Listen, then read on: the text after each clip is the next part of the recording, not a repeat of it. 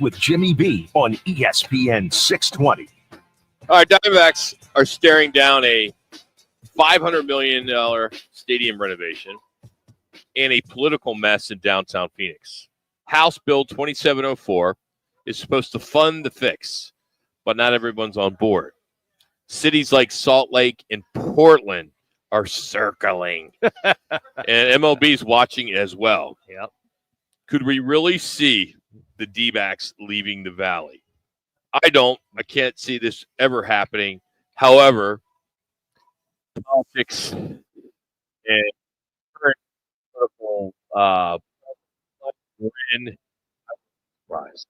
Do you think, guys, eventually that the amount of money that's going to be made from Chase Field with the taxes from Chase Field on all of your food and all the accessories and all the paraphernalia you buy would win out? Why would a city, and again, it's politicians. Sometimes they don't understand rationale as far as the economy is concerned. I mean, you can't, my point, afford to lose the Diamondbacks. Now, if you want to meet halfway with this $500 million, which the Diamondbacks have said that they will. Yeah, they've already pledged $250. They've already pledged $250. Yeah. So you're $250. And by the way, there's no new taxes. There's no new taxes. It's the money coming off from what's being made there. But what they're doing, the heartburn, guys, is they want it earmarked for maintenance versus earmarked for other areas to be supplied. Other projects. No, not projects, but other services. It could be. Well, I mean, so you have the mayor, the Democrat, what's her, Kate Gallego.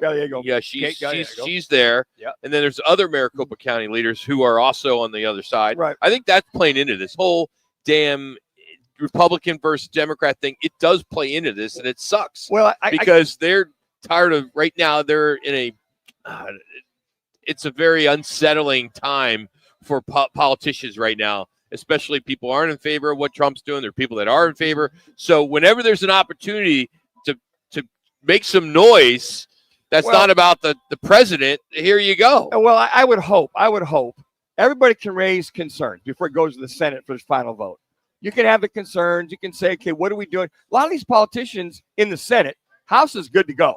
Maricopa County Board of Supervisors, they're good to go. Diamondbacks are good to go. So the final vote's got to come from the Senate. Much like, and I think, Jimmy, you brought this up, it's much like the Coyotes did not educate the constituency that voted on that tax bill would not affect them whatsoever. That is absolutely correct. This will not affect those people that go to Chase Field and buy product. It won't affect them at all. Their taxes, they're going to get taxed no matter what, whether it's 5% or 6%. That, what they're just saying is they're earmarking it. So I'm just hoping that the Senate folks are just wanting more education. Well, I think I don't think it's a challenge at the Senate. The House is Republican, the Senate is Republican, but the governor is Democrat. Well, if she has, Bible says, if it comes down to she wouldn't veto this. I would hope she would.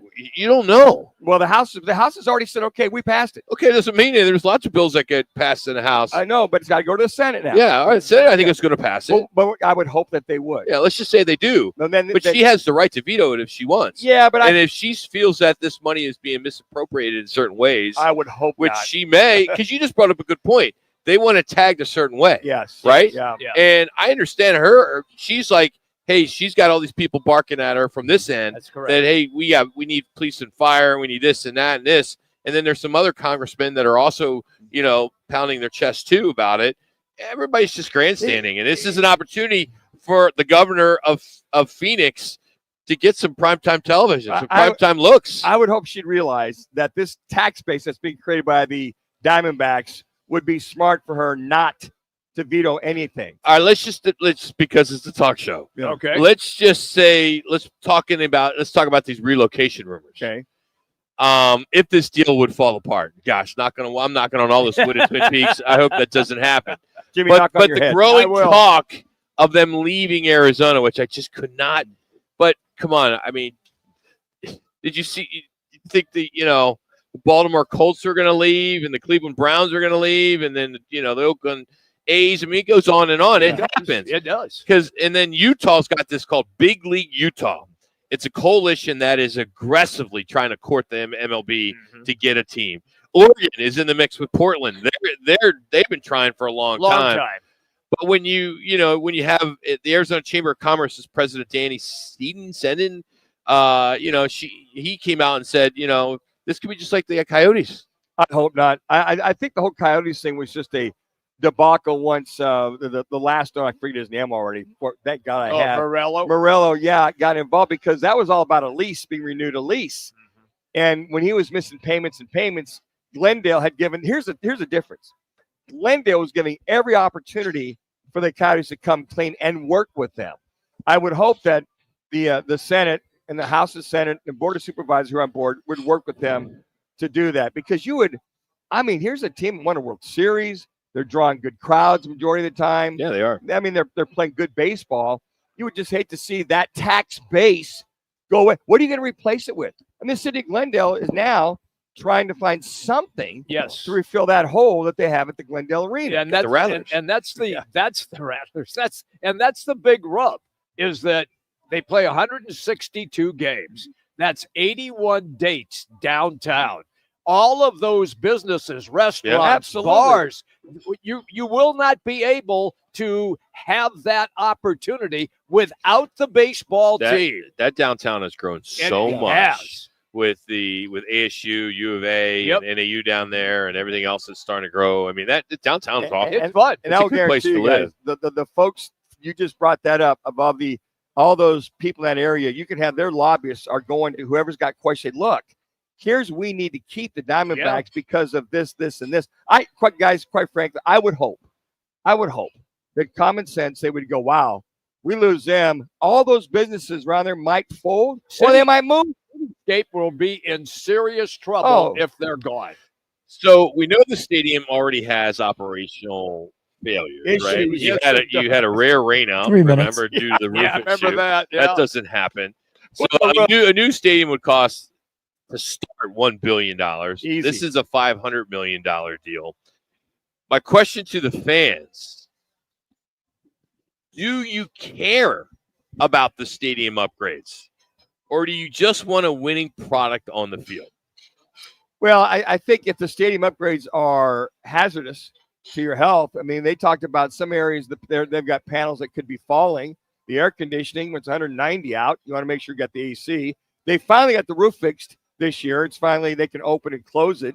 But they remember last year they couldn't open and close it until people were out of the stadium. Yeah. So I think as a fan, make the upgrades, make sure the AC is working, make sure the toilets are working. Otherwise, I'm good. I'm going to with everything. I'm going to push back, because I think fans don't look at it the way that you just looked at it, because we're in the business. We understand this a lot better than fans do. Fans just want to go to the game, drink their beer, have their food, watch the game, hope their team wins, and leave.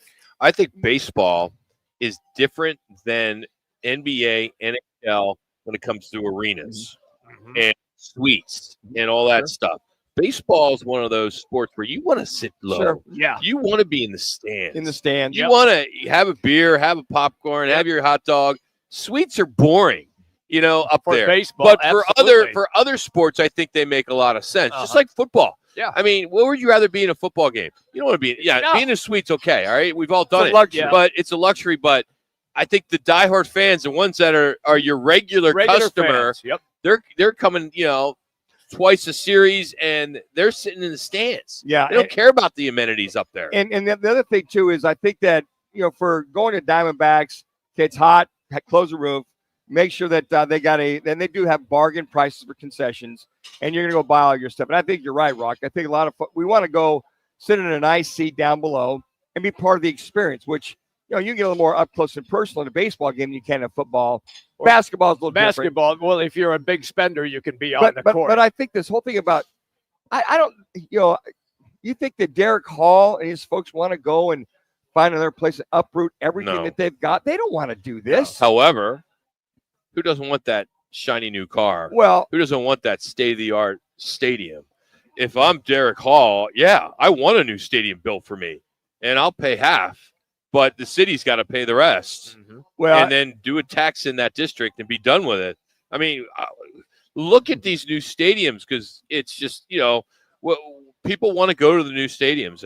They do. Yeah. And this isn't Boston. This isn't Chicago, where we have a a history of taking your kid there when you were little Right. to Wrigley Field or to Boston, to Fenway. This is a team that's been around 30 years that plays indoors, and And then this is you're one of lucky if the roof's open. You want the roof open when you're there. And this is one of the most transient areas Oh, yeah. in the country. True. People Yeah. come from everywhere to live here. Hey, coming up, from Joe Montana's farewell to Aaron Rodgers' next chapter, plus the number 1 pick signs big and the tush push survives. And the Cardinals made a quiet move at linebacker. We've got a quick blitz of football headlines next and a little NBA. That's next right here on Roc and Manuch with Jimmy B.